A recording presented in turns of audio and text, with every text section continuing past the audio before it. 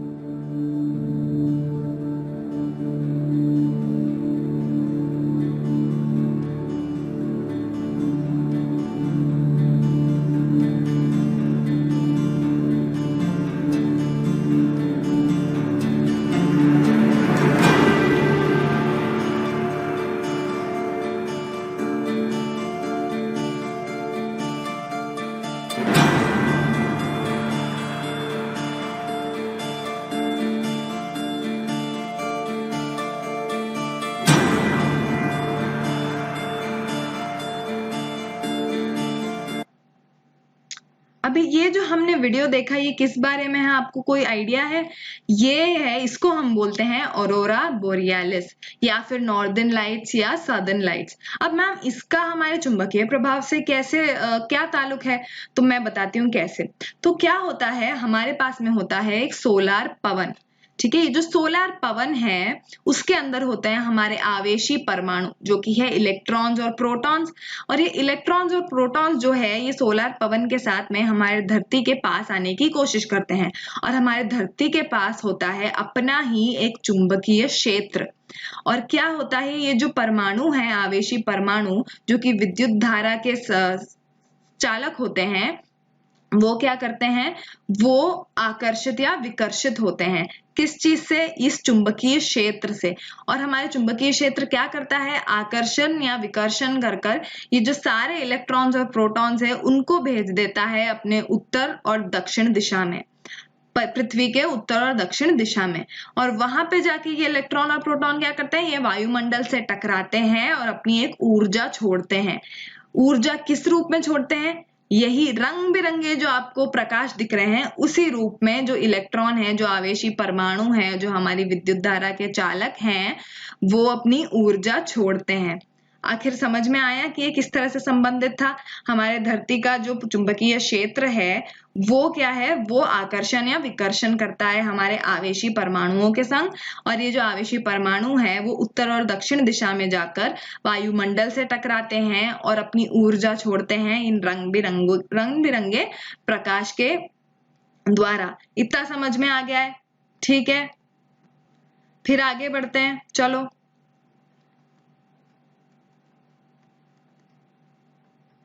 चुंबकत्व तथा इसके प्रभाव, इसको इंग्लिश में क्या बोलते हैं हम, मैग्नेटिज्म एंड इट्स इफेक्ट्स।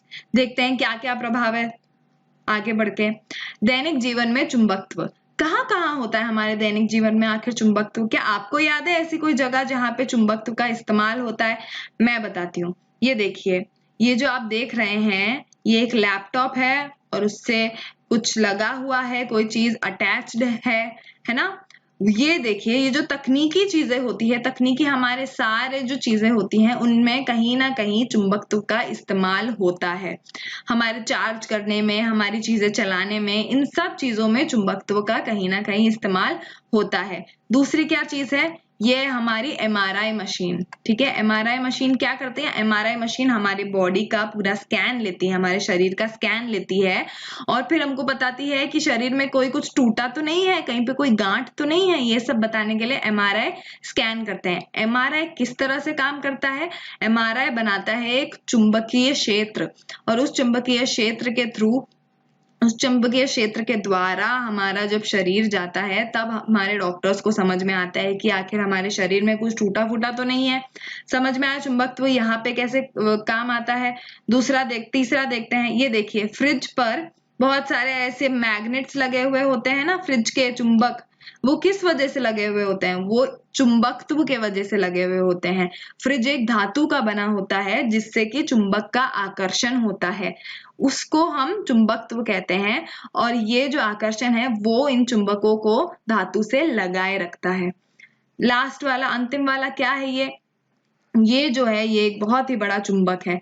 तो जब भी हमारी इमारतों का कंस्ट्रक्शन चल रहा होता है या कहीं पे भी काम चल रहा होता है, धातु या लोहे के बड़े बड़े चीजें, बड़ी बड़ी भारी भारी चीजों को एक जगह से दूसरी जगह पे ले जाने के लिए हम ऐसी मशीन का इस्तेमाल करते हैं। ये मशीन क्या करती है? ये जो चुंबक है उससे उस धातु को चिपका लेती है, आकर्षित हो जाती है और फिर वो धातु को लेके जहां पे ले जाना होता है वहां पे रख देती है। और ये बहुत ही ज्यादा भारी होते हैं, इसलिए चुंबकत्व का हम इस्तेमाल करके इसको बहुत ही ज्यादा आसानी से एक जगह से दूसरी जगह ले जा सकते हैं। इतना समझ में आया? आगे बढ़ते हैं। चुंबकीय ध्रुव। चुंबकीय ध्रुव क्या है और इसके बारे में क्या क्या हमको जानना चाहिए, हम इसके बारे में अब पढ़ेंगे। चुंबकीय ध्रुव को हम इंग्लिश में मैग्नेटिक पोल्स भी कहते हैं। ठीक है, चुंबकीय ध्रुव एक चुंबक के प्रत्येक सिरे का क्षेत्र है जहां बाहरी चुंबकीय क्षेत्र सबसे मजबूत हो। मतलब अगर ये आपको चुंबक दिख रहा है तो ये वाला क्षेत्र और ये वाला क्षेत्र जो सिरों का क्षेत्र है उनको हम चुंबकीय ध्रुव कहते हैं। इन दोनों को हम क्या कहते हैं? चुंबकीय ध्रुव। ठीक है, इन दोनों सिरों को। और यहाँ पे क्या होता है? यहाँ पे जो बाहरी चुंबकीय क्षेत्र है वो सबसे ज्यादा मजबूत होता है। ठीक है, वो क्या, उसका मतलब क्या है हम आगे पढ़ने वाले हैं, तो आप बिल्कुल भी चिंता मत करिए। एक स्वतंत्र रूप से लटक रही चुंबक उत्तर दक्षिण दिशा में प्रदर्शित होती है। मतलब एक स्वतंत्र रूप से, मान लीजिए जो इसके अंदर का चुंबक है जो हमको दिशा बताता है, दिशा बताने वाला जो यंत्र कंपास है, उसके अंदर में जो चुंबक है उसको हम बिना किसी शक्ति में रखे, बिना किसी प्रभाव में रखे, तो वो स्वतंत्र रूप से हमेशा उत्तर और दक्षिण दिशा में ही प्रदर्शन करता है। क्यों? क्योंकि वहां पे बाहरी चुंबकीय क्षेत्र सबसे मजबूत होता है। इतना समझ में आया चुंबकीय ध्रुव क्या है आखिर? चुंबकीय ध्रुव पे बाहरी चुंबकीय क्षेत्र का क्या हाल होता है, ये सब समझ में आ गया। फिर आगे बढ़ते हैं। प्रश्न 1, छड़ चुंबक। छड़ चुंबक मतलब रॉड चुंबक, ऐसे वाली चुंबक, ऐसे वाली चुंबक। ये है नॉर्थ वाला उत्तर, ये है नॉर्थ वाला पोल और ये साउथ वाला पोल, ये दोनों क्या हैं? चुंबकीय ध्रुव हैं। ठीक है, आगे देखते हैं। छड़ चुंबक के पास लाए जाने पर कंपास सुई क्यों विक्षेपित हो जाती है? क्यों विक्षेपित हो जाती है? क्योंकि हमारे कंपास में भी एक छोटा सा चुंबक होता है, एक छोटा सा चुंबक होता है हमारे कंपास में भी। ये है हमारा अंदर वाला चुंबक, ये छोटा वाला चुंबक है। ठीक है, और जैसे ही हम छड़ चुंबक को पास लाते हैं तो क्या होता है? इन दोनों की जो चुंबकीय बल रेखाएं हैं, हम इसके बारे में आगे पढ़ेंगे। आप बस ये याद रखिए कि इन दोनों के जो चुंबकीय क्षेत्र हैं वो आपस में प्रभाव करने लगते हैं। ये ऐसे प्रभाव करने लग जाते हैं, और पास आता है तो ये इसके साथ में प्रभाव करने लग जाते हैं। और फिर क्या होता है? एक आकर्षण या विकर्षण होता है दोनों चुंबकों में। दोनों चुंबकीय क्षेत्र, मान लीजिए ये एक चुंबक, ये कंपास वाले चुंबक का क्षेत्र है और ये जो है यह छड़ चुंबक का क्षेत्र मैं बना देती हूँ। ये कंपास का क्षेत्र है और ये छड़ का क्षेत्र है। ठीक है, जैसे जैसे ये क्षेत्र पास में आने लगता है ये धीरे धीरे ऐसे दिखने लग जाता है। ये दोनों क्षेत्र एक दूसरे पर प्रभाव करने लग जाते हैं और इस प्रभाव के वजह से आकर्षण या विकर्षण होने लगता है। और इस आकर्षण या विकर्षण के वजह से ये जो सुई है ये विक्षेपित होने लग जाती है। समझ में आया क्या बोल रही हूं मैं? दोनों जो चुंबकीय क्षेत्र हैं ये आपस में प्रभाव देने लग जाते हैं जब पास लाए जाते हैं, और इस वजह से ये जो सुई है चुंबक की वो विक्षेपित होने लग जाती है। ठीक है, आगे बढ़ते हैं। बहुत ही सरल था ये तो। विद्युत धारा के चुंबकीय प्रभाव। चालक में विद्युत धारा के प्रवाह के कारण सुई विक्षेपित हो जाती है। तो ये ना हमारे एक बहुत ही पुराने साइंटिस्ट थे, उन्होंने क्या है एक एक्सपेरिमेंट करा। ठीक है, देखते हैं प्रयोगशाला में आखिर क्या एक्सपेरिमेंट करा। उन्होंने पास एक विद्युत धारा प्रवाह के पास में एक कंपस रख दिया। ठीक है, ये जो मैंने सर्कल कर दिया है वो है एक कंपस। तो ये जो परिपथ है विद्युत धारा का, उसके पास में एक कंपस रख दिया, वो गलती से ऐसे छोड़ दिया। ठीक है, उन्होंने देखा नहीं, लेकिन थोड़ी देर बाद जब विद्युत परिपथ में से विद्युत धारा का प्रवाह हो रहा था, उन्होंने देखा कि ये कंपस की सुई वैसे ही हिल रही है जैसे छड़ वाली जो हमारी चुंबक थी उसके साथ मिलती है। तब उनको लगा कि क्या विद्युत धारा का प्रवाह भी एक चुंबकीय क्षेत्र बनाता है? यदि हाँ, तो इसके पीछे विज्ञान क्या है? समझ में आया क्या हुआ? चालक में विद्युत परिपथ में जब विद्युत धारा का प्रवाह हुआ तो ये कंपस ऐसे हिलने लग गई, वो विक्षेपित होने लग गई। ये क्यों हुआ? ये किस लिए हुआ? ये सब जानने पे हमको पता पड़ा कि विद्युत धारा जो है वो भी एक चुंबकीय प्रभाव बनाती है। ठीक है, आगे पढ़ते हैं क्या है इसके बारे में हमको पता। चुंबक के गुण। दो चुंबकों के समान ध्रुव एक दूसरे को प्रतिकर्षित करते हैं। दो चुंबकों के असमान ध्रुव एक दूसरे को आकर्षित करते हैं। ये देखिए चित्र में बना हुआ है। अगर नॉर्थ और साउथ पोल दोनों ध्रुव ये दोनों असमान है, दोनों नॉर्थ तो है नहीं, तब क्या होता है? तब होता है आकर्षण।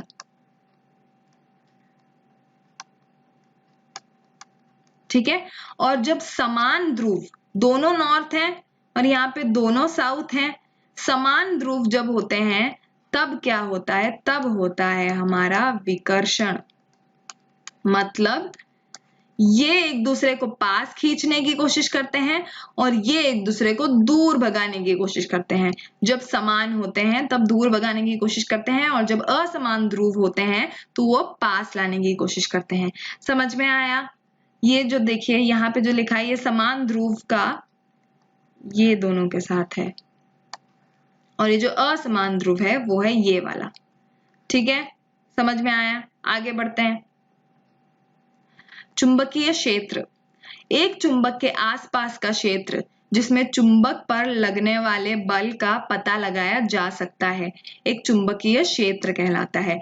मतलब ये जो चुंबक आपको दिख रहा है, उस चुंबक के आसपास में जो क्षेत्र है जहां पे चुंबक पर लगने वाले बल का पता लगाया जा सकता है, वो क्षेत्र जहां पे चुंबक पर लगने वाला जो बल है उसका पता लगाया जा सकता है, उसको हम चुंबकीय क्षेत्र कहते हैं। क्या है चुंबकीय क्षेत्र? वही आसपास वाला क्षेत्र एक चुंबक के जहां पे चुंबक पर लगने वाले बल का पता लगाया जा सकता है। लोहे के बुराद चुंबक के पास एक निश्चित पैटर्न में पुनर्व्यवस्थित हो जाते हैं। यह पैटर्न चुंबक के पास चुंबकीय क्षेत्र रेखाओं का आकार है। तो हमने क्या करा? हमने फिर से लिया एक छड़ चुंबक। ठीक है, हमने फिर छड़ चुंबक के आसपास क्या डाला? लोहे का बुराद। लोहे का बुरादा क्या है? लोहे के छोटे छोटे छोटे छोटे छोटे छोटे से टुकड़े। ठीक है, बहुत ही ज्यादा ऐसे पाउडर जैसे, ठीक है, चूर्ण जैसे लोहे के बुराद डाले तो वो क्या करता है? अचानक से वो पुनर्व्यवस्थित हो जाता है। पुनर्व्यवस्थित मतलब वो अपने आप को एक नई जगह दे देता है और वो जो नई जगह है ऐसी कुछ दिखती है, जैसे मैं बना रही हूं, ऐसे कुछ दिखती है।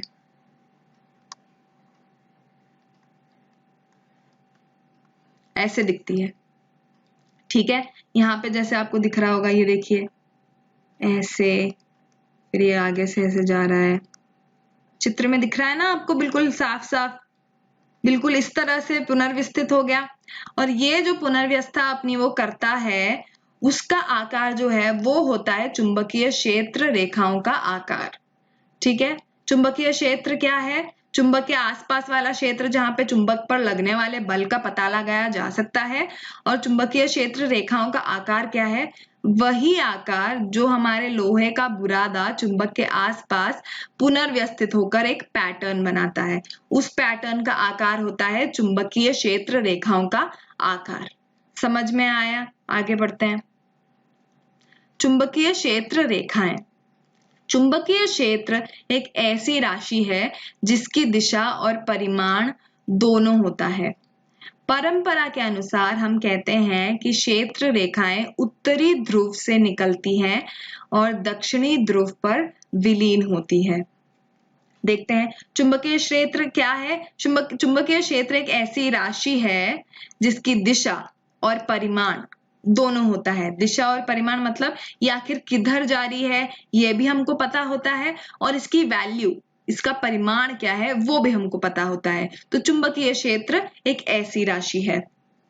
परंपरा के अनुसार हम कहते हैं कि क्षेत्र रेखाएं उत्तरी ध्रुव से निकलती हैं। उत्तरी ध्रुव बोले तो नॉर्थ, ठीक है, यहां से निकलती है हमारी चुंबकीय क्षेत्र रेखाएं, और कहां पे जाके खत्म होती हैं? दक्षिणी ध्रुव पर। ठीक है, समझ में आया क्या है? चुंबकीय क्षेत्र रेखाएं कहां से शुरू होती है, कहां से उत्पन्न होती है?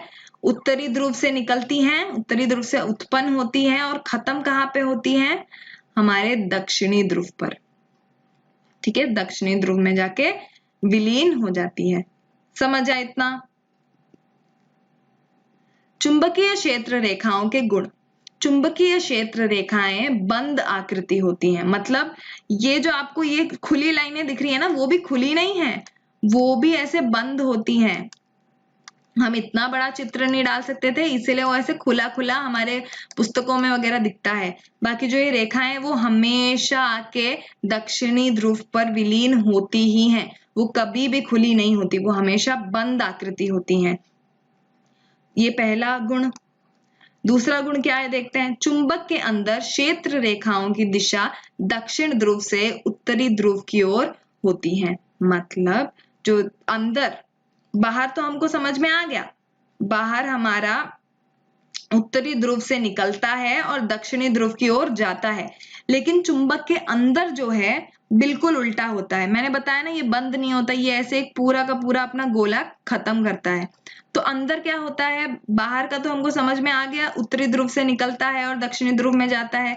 अंदर क्या होता है, अंदर दक्षिणी ध्रुव से निकलकर उत्तरी ध्रुव की ओर बढ़ता है। वो अंदर जब हम देखते हैं चुंबक के अंदर, चुंबक के बाहर बिल्कुल उल्टा होता है। चुंबक के बाहर वो उत्तरी ध्रुव से निकलता है और दक्षिणी ध्रुव में आकर विलीन होता है, और चुंबक के अंदर वो दक्षिणी ध्रुव से निकलता है और उत्तरी ध्रुव की ओर बढ़ता है और वहां पे विलीन होता है। समझ में आया? तीसरा देखते हैं। चुंबकीय क्षेत्र की शक्ति क्षेत्र रेखाओं की निकटता के आधार पर जानी जाती है या देखी जाती है। मतलब हमारा जो चुंबकीय क्षेत्र है वो कैसे हम बता सकते हैं कितना प्रबल या कितना निर्बल है, वो हम बता सकते हैं चुंबकीय क्षेत्र रेखाओं के निकटता से। देखिए, तो मैंने जैसे बताया था, ये जो ध्रुव है, ध्रुव पर जो हमारा चुंबकीय क्षेत्र है वो सबसे ज्यादा होता है। मैंने बताया था, ये याद हो तो अभी थोड़ी देर पहले, सबसे अधिक होता है। सबसे अधिक होता है क्यों? क्योंकि चुंबकीय क्षेत्र की रेखाएं जो हैं वो देखिए कितनी निकट है, और बाकी जगह पे देखिए कितना ज्यादा अंतर है ना? तो समझ में आया ना, ये चुंबकीय क्षेत्र की जो रेखाएं हैं उसकी निकटता से हमको समझ में आता है कि चुंबकीय क्षेत्र कितना प्रबल या कितना निर्बल है, चुंबकीय क्षेत्र की शक्ति कितनी है, ये हमको समझ में आता है। ठीक है, तीसरा पॉइंट समझ में आ गया। कोई भी दो क्षेत्र रेखाएं एक दूसरे को पार नहीं कर सकती, यह है चौथा पॉइंट हमारा। इसका मतलब क्या है? इसका मतलब ये है कि ये जो सारी की सारी रेखाएं हैं वो एक दूसरे को ऐसे काट नहीं सकती। आपको दिख रहा है कोई भी रेखा जो काट रही हो एक दूसरे को? ऐसा तो नहीं है कि कोई रेखा आके इसको ऐसे काट रहा है, नहीं, सारी रेखाएं अपने एक पथ पर चल रही हैं, और ये क्या है, ये एक दूसरे को कभी नहीं काट सकती। ठीक है, ये चार है हमारे गुण। ये चारों गुण समझ में आ गए होंगे, मैं उम्मीद करती हूँ। ठीक है, आगे का जो पार्ट है हम आगे के सेशंस में पढ़ेंगे। तब तक के लिए आप ये सब कुछ रिवाइज करते रहिए, पढ़ते रहिए और स्टडी रूम के साथ में जुड़े रहिए। धन्यवाद।